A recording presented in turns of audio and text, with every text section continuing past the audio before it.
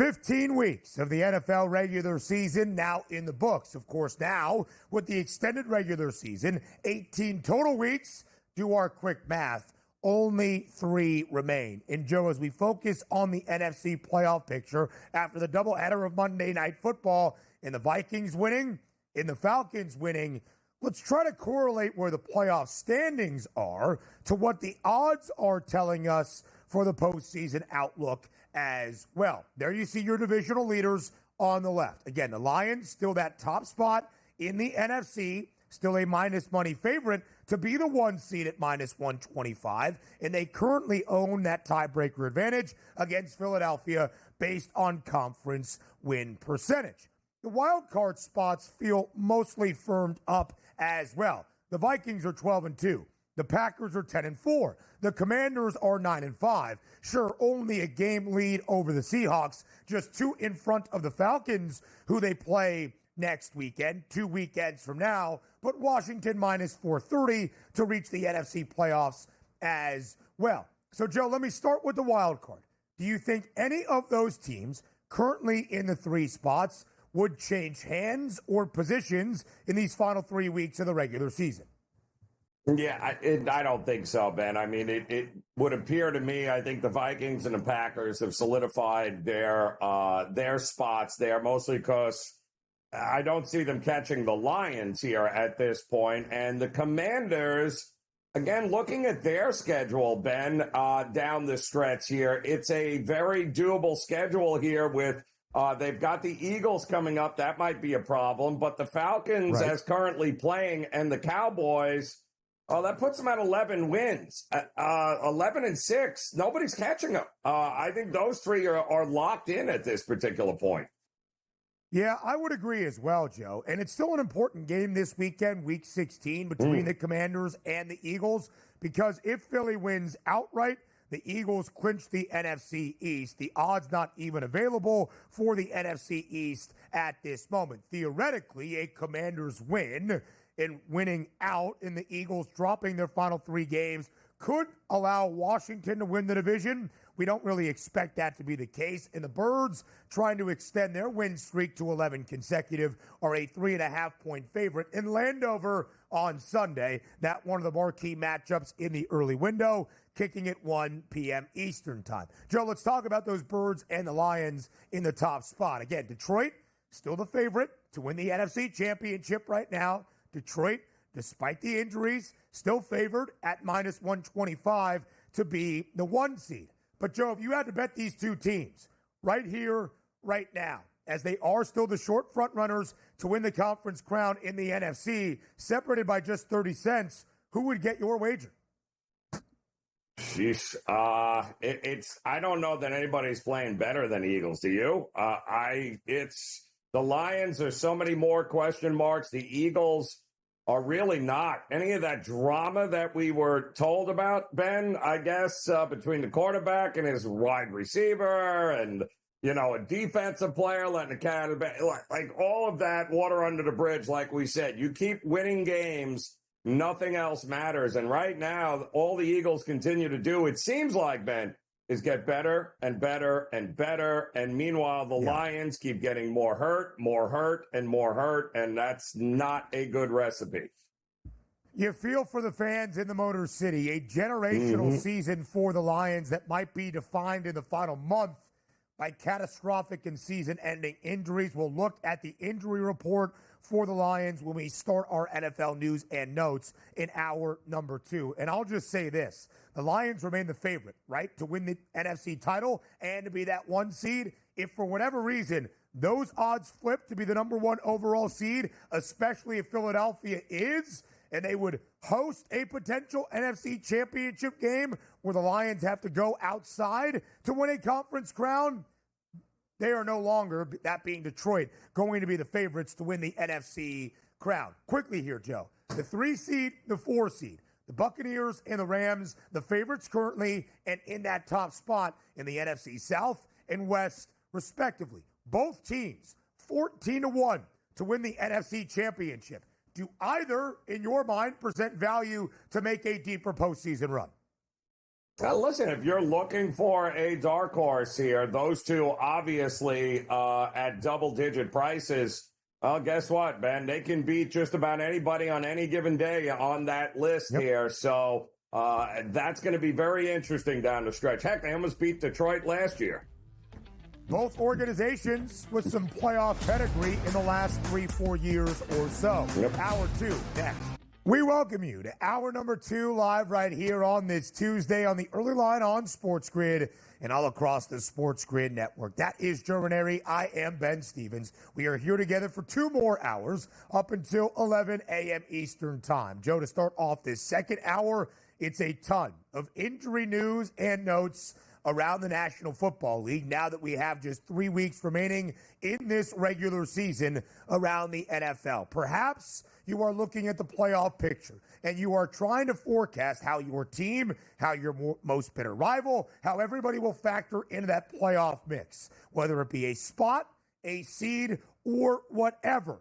That is what we do here as we will look at the outlook based on injuries the remainder of the way. There is so much, unfortunately, injury news to dissect here on the early line on this Tuesday. We see it, unfortunately, Ben, every time of year right around now, don't we? Where teams, they start to looking so good, and then all of a sudden the injuries pile up, and then they look a shell of themselves by the end of the year. I mean, that's why takes a little bit of luck here, Ben, in order to be able to ride out a, 18-week season now and try and not lose any of your mainstays, guys that matter to you the most. It's not an easy thing to do. You need a little bit of luck here during the season. The word mainstay is not even significant enough to describe one Patrick Mahomes in Kansas City. Because, Joe, with 8 minutes remaining in the fourth quarter, in Sunday's comfortable win in Cleveland, Patrick Mahomes on 4th and 3, trying to complete a pass to extend the drive and move the sticks, was kind of sandwiched in between 2 Browns defenders, had a high ankle injury. After the game and on Monday, tests done. This was from NFL Network's Ian Rappaport. Chiefs quarterback Patrick Mahomes diagnosed with a mild high ankle sprain following tests, and he's still considered week to week. Test confirmed initial thoughts. Let's take it a step further. So that is the prognosis. That is the injury. How about the timeline? Might Mahomes play this week or practice this week in Kansas City? Rappaport furthering on that idea, Joe, in saying the Chiefs will monitor his status as the practice week rolls on. It is a short week, however, for Kansas City as they will play on Saturday at home, hosting the Houston Texans. In fact, schedule-wise, timeline-wise, it is a very difficult stretch for KC. Short week Saturday against the Texans, and not even like 8:30 p.m. Eastern time, 1 p.m. Eastern time hosting Houston. And then a very short week as they'll get ready for a Christmas Day game on a Wednesday in Pittsburgh. So about 2 games for Kansas City in the next 10 days. Joe, that is not easy for Patrick Mahomes to be out there, even if the long-term effects of this high ankle sprain are, in fact, what the Chiefs are calling it, mild. Yeah, we had this concern a couple of years ago in the Super Bowl with him, right? Against the 49ers, Ben, where we weren't sure if that ankle was going to be 100%. Well, it didn't stop him from winning there. But 3 games in 10 days is brutal. And he even complained about it over the last couple of weeks, going, how hard that is on your body. Well, he himself doesn't think he's going to be ready to go this week. And quite honestly, why are you pushing the envelope with him? You're going to the playoffs. You're making the playoffs. You don't need home field advantage. You've already made that clear. You've already shown that. I am playing kid gloves here during this stretch here, and I am making sure he's ready to go in January instead of 3 games in 10 days in December, Ben. Yeah, I would completely agree with you, Joe, and I think Kansas City is going to have that mindset as well. So let's start first with Week 16, and then we'll go beyond. The odds makers right now are not expecting to see Patrick Mahomes on Saturday. Not only a short week, but it's less time, of course, to get ready for the Houston Texans. The Texans clinched the AFC South yet again this past Sunday with a victory over the Dolphins, and the Colts losing in Denver. So Houston pretty comfortable, maybe trying to figure out its seed line in terms of hosting a playoff game in the opening round. For Kansas City, though, Joe, this is where things get very, very interesting. We'll start with the odds for Saturday, and then, of course, as I said, go beyond. The Chiefs right now are a 2.5-point home underdog in Arrowhead against Houston this upcoming Saturday in Week 16. That, of course, a very strong indication the odds makers are not expecting that Patrick Mahomes plays for the Chiefs. On a short week, I wouldn't expect it either. He could barely walk off the field there against the Browns. And although he said if it was a closer game, I would have tried to get back in there. Well, that's all fine and dandy because the adrenaline's pumping. But now we all know what happens with that ankle, Ben. The books know it. The line tells you, in all likelihood, this is not a game, especially with the Steelers on deck. Both teams can get after the quarterback defensively. You got to pick your spots here and be real smart about it there. But I'm sure Andy Reid already knows that. He's always going to want to play. We know that. But that's why you need a head coach who's willing to save the player from himself, Ben. That's how you know you got a good head coach. A minimal total as well at 39 in a hook when the Texans have been at their best. The defense is leading the way this year. Houston just 4-5-2 against the number as the favored side this season. The Chiefs have had to rely on their defense for a lot of this season to pull out those narrow victories. The ironic part, if you will call it that, based on Sunday, the largest margin of victory for KC this year, a full 2 touchdowns, 14 points, of course, also results in an injury to Patrick Mahomes. The Chiefs have already clinched the AFC West. It is not a divisional chase as of right now. The most important number, Joe, in my estimation, is not the conference price or the Super Bowl price, where the Chiefs are now behind Buffalo. It is that AFC number 1 seed still at minus 195. That should check out from the odds component. Kansas City is a full 2 games win-loss record-wise in front of Buffalo. But without Patrick Mahomes, maybe this week or on another very short week following with a Christmas Day game in Pittsburgh, which even with a healthy Mahomes might be a pick'em, Buffalo could be in line to challenge Kansas City for that 1 seed. Joe, when the season is over, who ends up as that number 1 seed in the AFC playoff picture?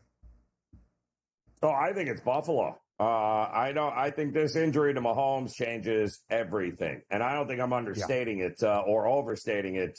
Quite honestly, here, I mean, with the Bills bouncing back the way they did, with this gauntlet of games that Kansas City has coming up, Houston is not the Browns. And if you've got to play Carson Wentz, Ben, in a couple of games just in order to be able to survive, I don't see Buffalo slowing down. And I think very much so this is the number 1 seed is up for grabs. I wouldn't be laying that number with Kansas City thinking that's minus 195 is an automatic. They're going to be the 1 seed. I don't think so. And that's why I bet Buffalo at a plus 160 price yesterday. The Bills have 2 games left against the Patriots with the Jets sandwiched in between. That should be 3 wins for the Bills. And Buffalo will need all 3 wins more than likely. The Chiefs right now, their win total, as you saw, 14.5. The under has the slight bit of juice. If Buffalo wins out, the Bills are 14-3. If the odds makers are correct and KC loses 2 of its last 3, they're 14-3. Buffalo has the direct head-to-head tiebreaker, and thus, once again, the postseason within the AFC would run through Western New York.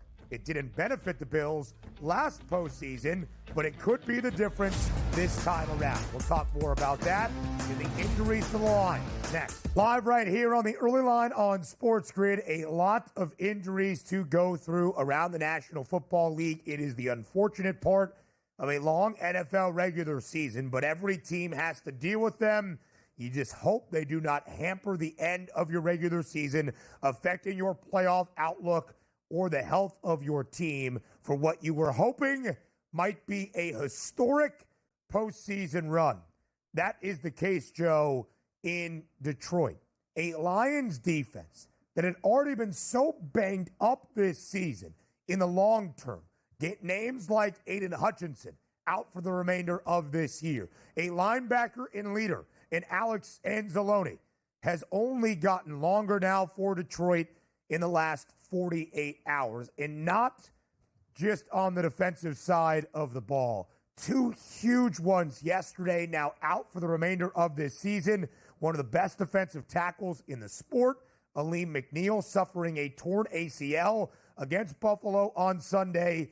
David Montgomery on the other side of the ball, a torn MCL. He needs surgery. He is out for the remainder of this season. And by all standards, Joe, that includes a playoff run, maybe even an appearance in a Super Bowl as well. Carlton Davis, a veteran presence in that secondary, has a fractured jaw. He is out indefinitely. The Lions are calling it around 6 weeks. Could return for a deeper portion of the postseason, maybe an NFC Championship game or a Super Bowl berth. In Khalil Dorsey, another member of that defensive backfield, out for the remainder of this year with a scary injury on Sunday against the Bills, a fractured leg. Joe, we'll give our reactions to this in just a little bit. But first, let's hear from the guy calling the shots in the Motor City. That would be Dan Campbell, listing off the injuries yesterday for the Lions and how Detroit will try to respond. We've lost players, we've lost really good players, but nobody cares. I mean, nobody cares, and nobody's going to give us a pass or put an asterisk next to your record. So what it means is some guys are going to have an unbelievable opportunity. Because of what has happened, that means now, and you're a guy who's on the vet squad, or you're a young player, or you're somebody that's been dying to get an opportunity, you're about to get it. And so that's a pretty cool thing. That's a pretty inspiring thing. What are you going to do with it? And it's up to us to give them a plan to where they can succeed. And I've said it before, we play with 3 units here. And we'll do what we have to do to win a game. And that's all that matters. That's all that matters from here on out, is that you just need to have one more point than the opponent, period.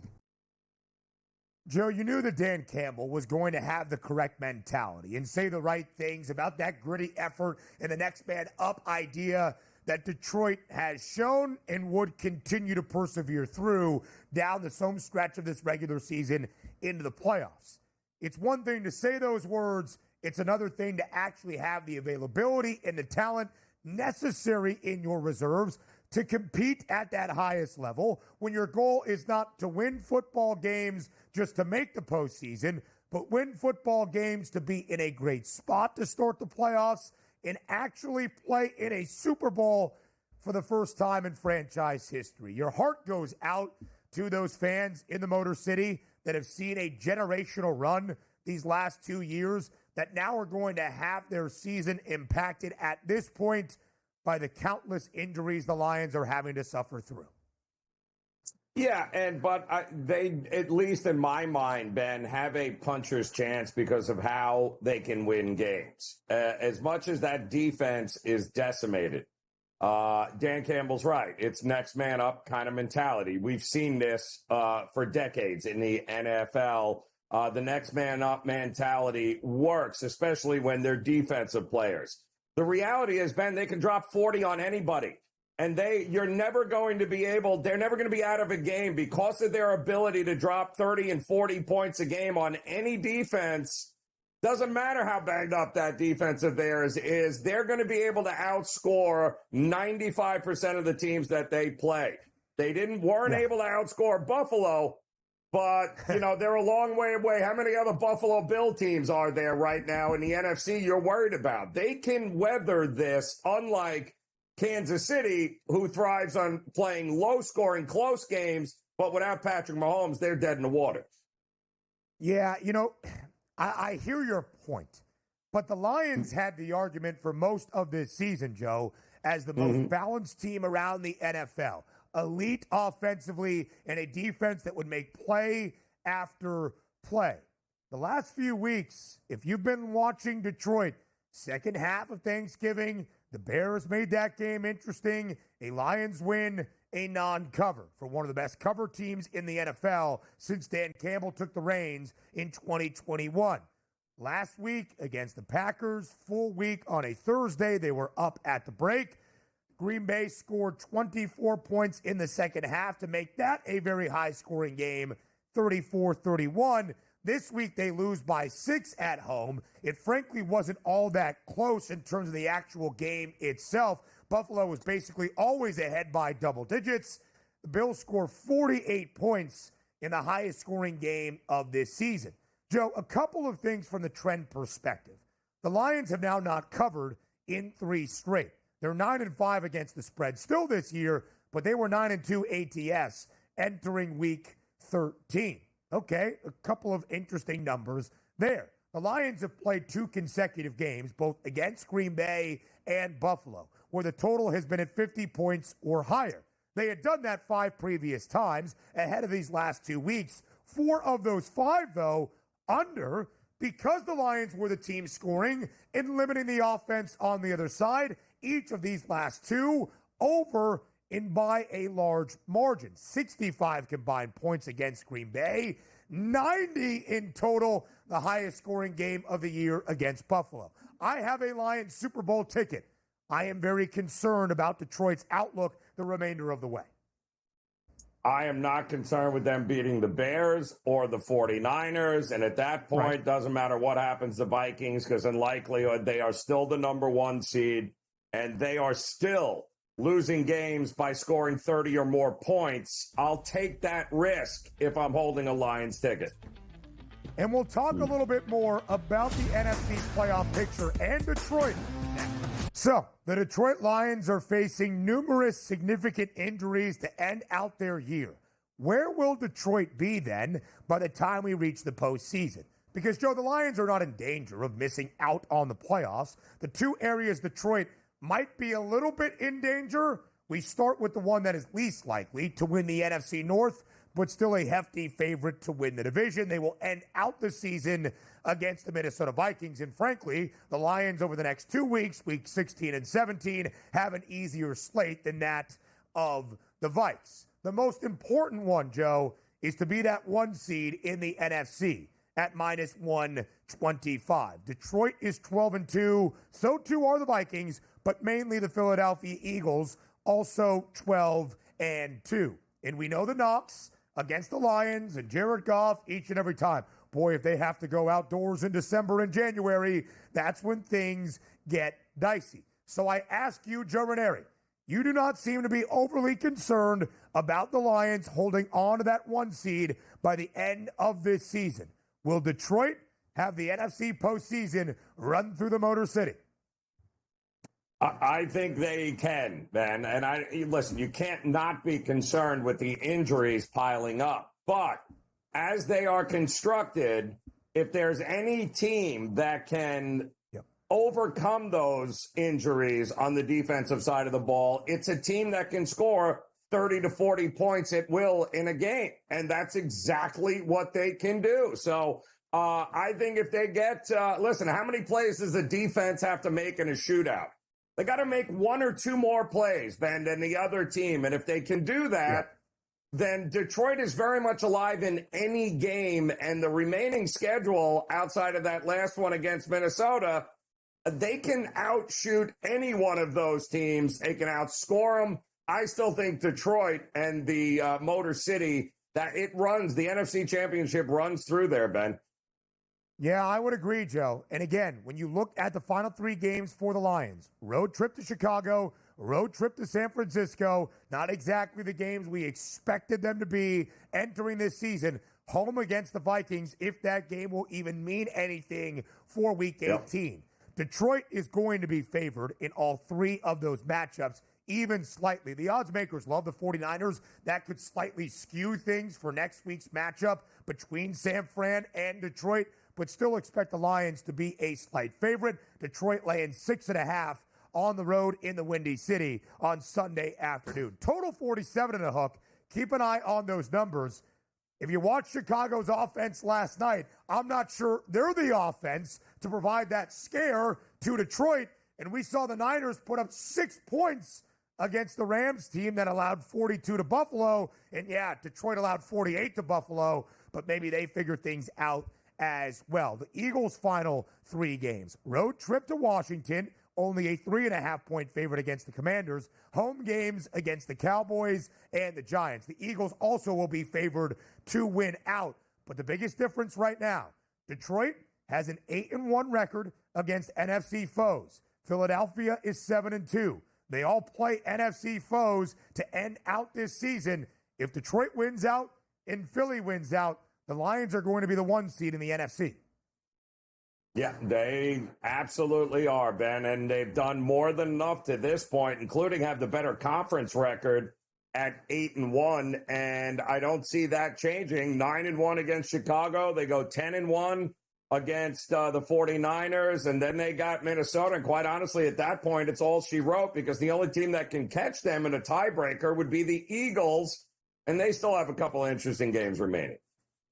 Yes, they certainly do. A huge one on Sunday in Landover. Ranieri, now we're going to hear from Seattle's head coach, Mike Macdonald, about the injury outlook for Geno Smith, who exited Sunday night's loss against Green Bay. We'll hear from Mike. We'll discuss. We'll come up on the break. We'll finish with some NFL news and notes, and then we'll get into college football. But first, the first-year head man in the Pacific Northwest. You know, we're fortunate, so a lot of positive optimistic signs come out of the tests. So, Gino's a beast, man. He's in here working out in the morning, working through it. I mean, I know he's still feeling it, but this guy's tough as nails, and hopefully we'll see him practice, throughout the week with optimistic and be ready for the game. So, Seattle, a 3.5-point home underdog on Sunday afternoon as they welcome in the Vikings. Critically important game for both NFC teams in terms of that playoff picture. Seattle trying to stay in the race for the NFC West. Maybe an outside shot at a wild card berth. Really, same story for Minnesota. We'll continue around the NFL next on the Early Line. So we just heard from Seattle Seahawks head coach Mike Macdonald right before the break, calling Geno Smith a beast, already working out bright and early on a Monday morning to start off a new week after exiting the third quarter of Seattle's loss at home on Sunday night against Green Bay with a knee injury. He said optimistic. You could tell, Joe, that he was a first-year head coach trying to be very cautious about what words that he used in terms of the positivity around Smith's knee injury. Seattle, a 3.5-point home underdog, Week 16, as they get ready to host Minnesota. Being a home dog in front of the 12s should not be alarming by any means. I believe this will be the Seahawks' 9th consecutive game booked as an underdog, even in their 4-game win streak entering Sunday night against Green Bay. They were a dog against the Packers as well. Seattle won outright in that win streak in all 4 games as an underdog. So just because Seattle is getting 3.5 points at home against the 12-2 Vikings does not necessarily mean Geno Smith is not expected to play. No, it doesn't, but it is a little bit worrisome, right? Because they were a dog at home against Green Bay. That didn't work out. Now they've got the Vikings, the Bears, and they finish with the Rams. So 2 out of their 3, Ben, are brutal. And that's a problem, essentially, since they're going to go on the road at the Rams to finish the season with the possibility of trying to close out that NFC West crown. But the Rams can very much... You want to be in control of your destiny at this point, right, Ben? I mean, that's what you want to do. Win the games and you're in. The Rams have the Jets, the Cardinals, and the Seahawks to finish up the season. So they still have 2 divisional games coming up here, but they control their destiny. Win your games, and you're good to go. And by the time the Seahawks play them in Week 18, it might not mean anything, Ben. That's the reality. It is huge, Joe. The fact that LA has also already beaten Seattle this year up in the Northwest. Yep. They control the tiebreaker if they even up against the Cardinals next week at home against Arizona. The Rams are in a great position to win the NFC West. And if you were to ask people before this year got started, all right, who would be favored in their Week 16 matchups? The LA Rams on the road against the New York Jets or the Seahawks at home against the Vikings? Everybody would have said Seattle. Of course, that is what happens over a long NFL season. Rams a full field goal favorite in MetLife against the Jets. Sure, they beat Jacksonville in Jacksonville this weekend. Kudos. They're still eliminated from playoff contention. The Seahawks are a home underdog against a good Vikings team, still very much trying to impact its own playoff outlook. And as we share, the Rams in first place right now and the odds-on favorites at -165. Here's some other news around the NFL. Deontay Johnson, been a precarious year for that young wide receiver, left Pittsburgh this offseason, went to Carolina, traded midway through this year from the Panthers to the Ravens to be on a contending team, has basically done nothing, was dismissed from practice this week by Baltimore. His future with the flock, Joe, very uncertain. In fact, I would say it's probably come to a close. Yeah, I would say so at this point, especially with that organization, Ben. They're not interested in distractions, right? So I would venture to say that's probably all she wrote for him. And it's unfortunate, too, because he's got all the talent in the world.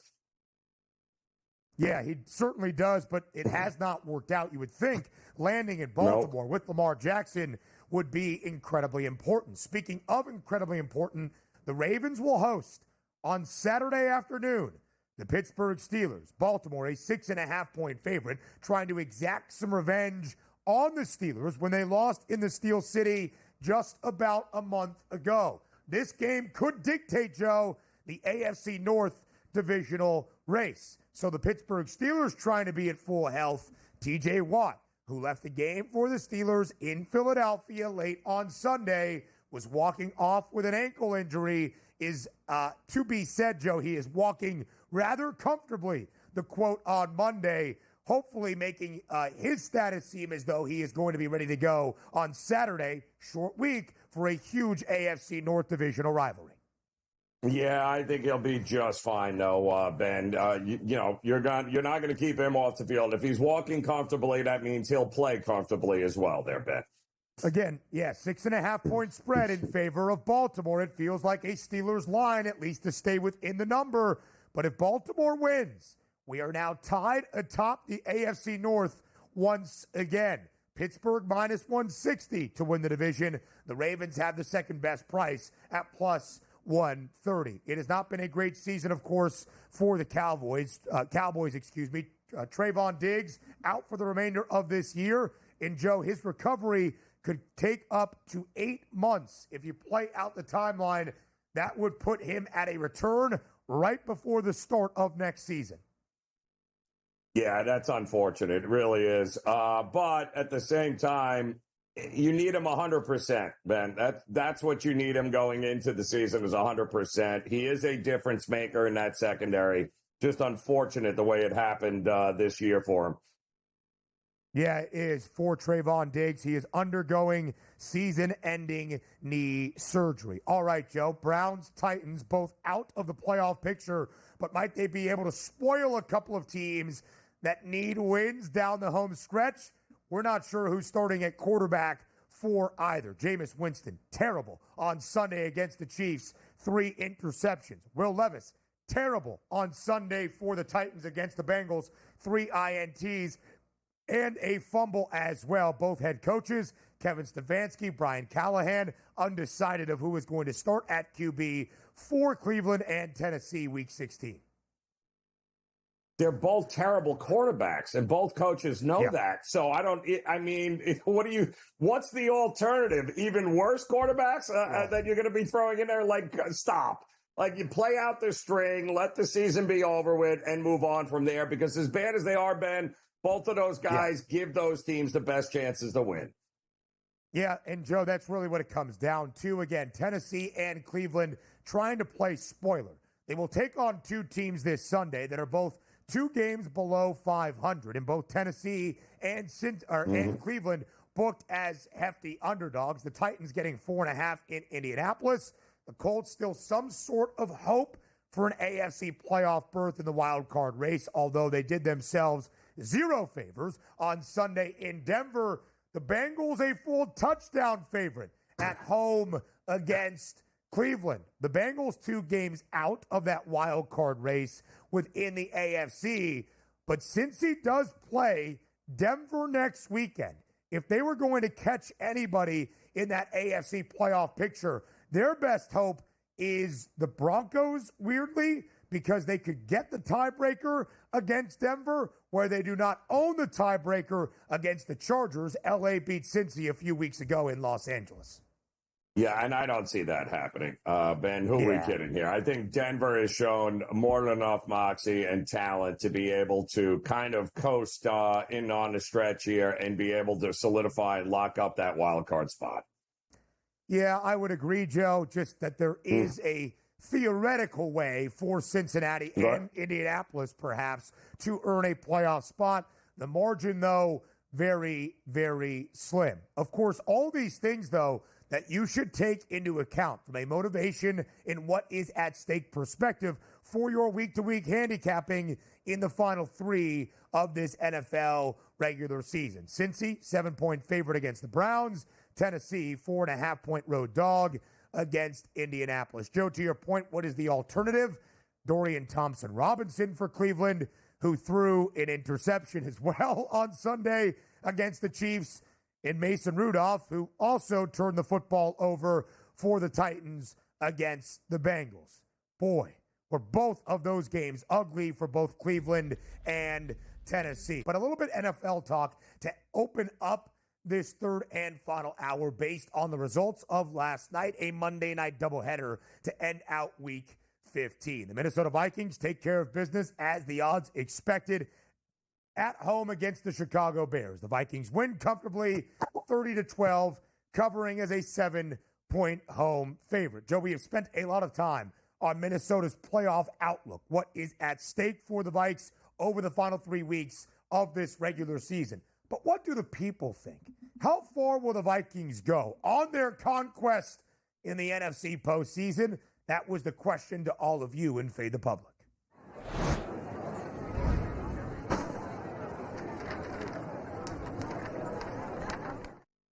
At SportsGrid on Twitter, how far will the Vikings go this season? NFC champions, or at least reaching that NFC title game, reaching the divisional round, courtesy of, I guess, either a victory in the wild card round, or perhaps, Joe, they catch the stumbling Lions atop the NFC North and earn that opening round bye as the 1 seed. That would be rather surprising. Or they reach the postseason but are bounced in the opening round. Joe, here's how the public is seeing it right now. Actually, a lot of the public voting for Minnesota, more than likely based on our current playoff structure, to win at least one playoff game and reach the divisional round. 47% on this Fade the Public poll. Joe, what are you saying? Are you fading the public? No, I'm actually not on this one, Ben. I believe they are more than capable of being able to get it. And I just call me crazy. I just don't think, and I think we're starting to see it finally, although it took a little bit longer than expected. You know, when you're playing rookie quarterbacks, boy, that defense looks great, right? When you're playing backup quarterbacks, that Minnesota defense looks great. You know who else doesn't look great, though? Sam Darnold. There were a number of throws last night that were absolutely turnover worthy. He is capable of that. And although he's played great this year here, Ben, I think a lot of things have broken Minnesota's way. I think that changes come the playoffs. I wouldn't be backing Minnesota to upset anybody come the playoffs. So, Joe, there are so many components to this Vikings conversation, both down the stretch of this regular season, what a playoff game would be for Minnesota, more than likely on the road in the wild card round against teams that we'll talk about in just a moment.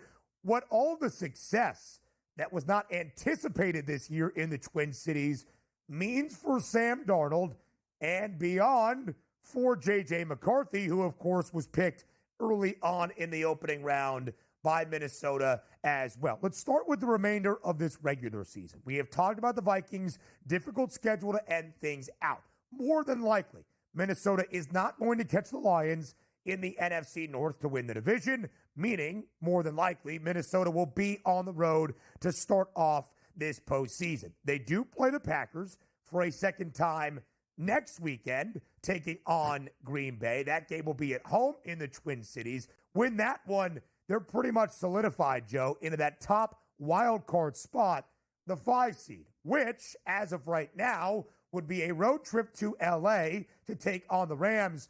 But really, it could be either the Rams as the NFC West champ, another team that would come from nowhere, or at least come from behind to win the NFC West, or the champions of the NFC South, right now the Bucs, a hefty favorite to do that. Joe, I think you could make an argument, however, for whether it's the Vikings or the Packers in those top 2 wild card spots to take on the 3 or 4 seed, the champions of the NFC South and West respectively. They might be an underdog on the road, but they're not going to be an overwhelming dog, and it could potentially end up as a slight favorite number for the Vikings if they were to head to Tampa to take on Baker and the Bucs. A lot of right styles make fights, man, and that's going to be the big issue on how and who they draw. But I'll tell you this right now, that offensive line and Darashaw and company being knocked out, they got some issues on that offensive line. And against the better defenses, those issues are going to get really magnified here. They were magnified last night against a Bears front that was coming after them. But they and hence why you saw Sam Darnold finally struggle and come back down to earth there a little bit. That's going to get even more magnified the better the teams are, especially when you're playing from behind. The Vikings weren't playing from behind last night. We'll see what Sam Darnold has in the playoffs when they have to play from behind.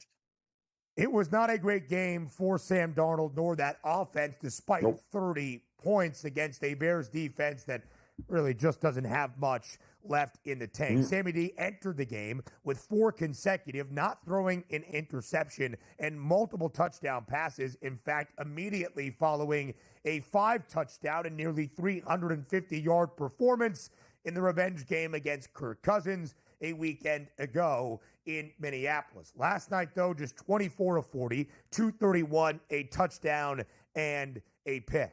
Joe, they drafted JJ McCarthy 10th overall in the opening round of the 2024 NFL Draft. We actually expected probably McCarthy to win the job out of training camp and was injured in that opening preseason game.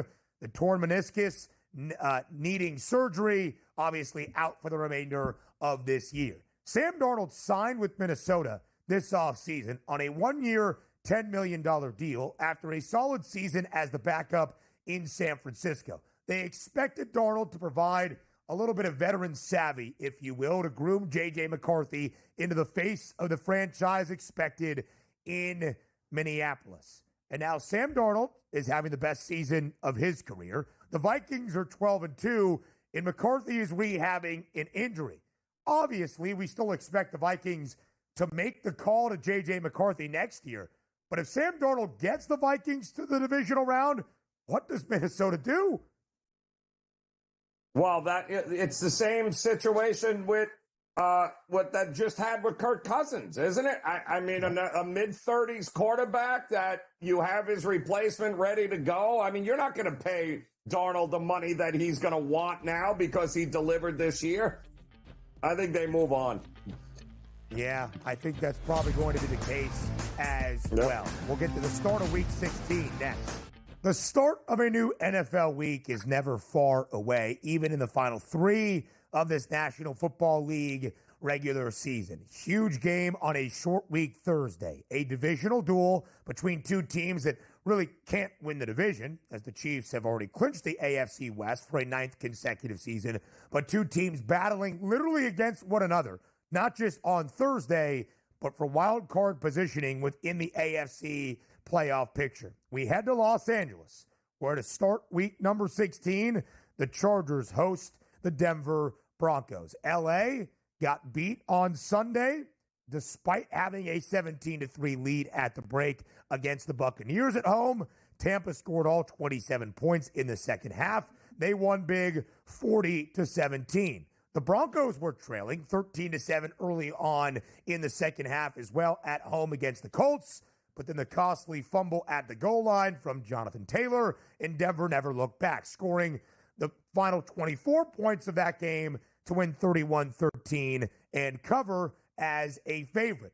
Here we are, Joe, another full field goal number in favor of LA at home in SoFi. Total stands at 42 and a hook. Divisional duel without divisional implications, but huge postseason ramifications around that AFC playoff picture. Where do you start the handicap for Thursday night football in SoFi?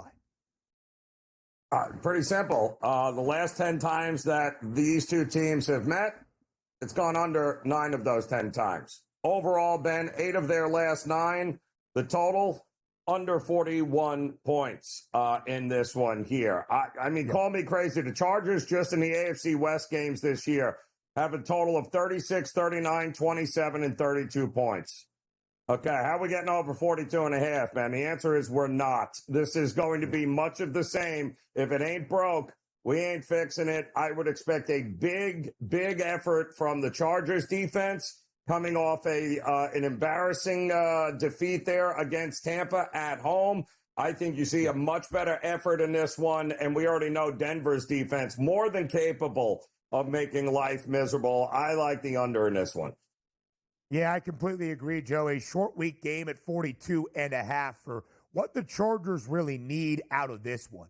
They need to get back to what worked so well early on in the season. That was taking the onus off of the now banged up Justin Herbert, trusting the ground game and relying on a stout defense under Jesse Minter as well. Under in 7 of the first 8 for the Chargers this year. Now over in 4 of their last 6. 8 wins for LA. They have gone under in 5 of those 8. In fact, Joe, in the first 7 victories for LA, they were booked as a favorite, and they had covered in 6 of those 7. So that's where LA is at its best, despite losing as a field goal favorite at home last week to the Buccaneers. Denver has been a great team this year, surpassing expectation in year number 2 for Sean Payton and the rookie campaign of Bo Nix. Denver's one of the best cover teams in the National Football League this year. Not just 9-5 straight up, but also, Joe, when you look at it, 11-3, against the spread. But where they have been better against the number is a perfect 7-0 against the spread as the favored side, meaning they have not been bad as an underdog. They're still 4-3 ATS with a couple of outright victories in there as well. But when Denver has been expected to beat a team, they do, and they often do so in impressive fashion. When they're an underdog, it might be for a little bit more of the reason as well. Yeah, I think that's exactly correct. If they're a dog for a reason. I think Bo Nix kind of took a little bit of a step back too last week, kind of reverted back to that the rookie that he really is. I mean, you got to give him credit to what they have done here, but yeah, I don't trust either of these two teams to be dropping 28 or more points here unless the defenses play out of their mind and get some turnovers, but I do think that's a good point. They are a favorite. They are a dog in this spot here for a reason. I like the Chargers to win it, but I do think it's going to be. I think it's going to be closer than some expect in Denver, but woefully under the 42.5 points.